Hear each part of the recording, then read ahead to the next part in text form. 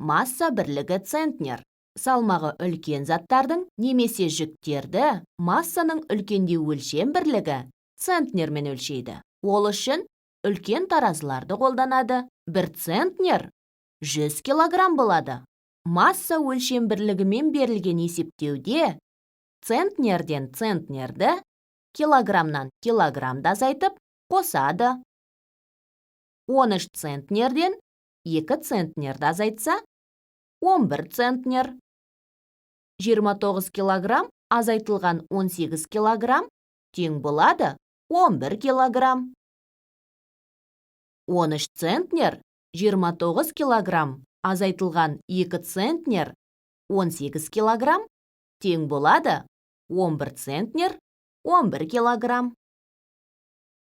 Қажет болғанда өлшем бірліктерді өзінен кіші өлшем бірліктерге айналдырып алып есептейді. 3 центнер 9 килограмм тең болады 309 килограммға. 1 центнер 99 килограмм 199 килограмм болады. 309 килограмм азайту 199 килограмм тең болады 110 килограмм. Немесе 1 центнер 10 килограмм. Дәл сондай әдіспен қосуды да орындауға болады.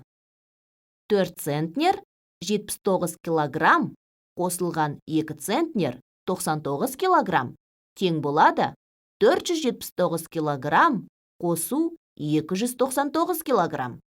Ал 778 килограмм 7 центнер 78 килограмм болады.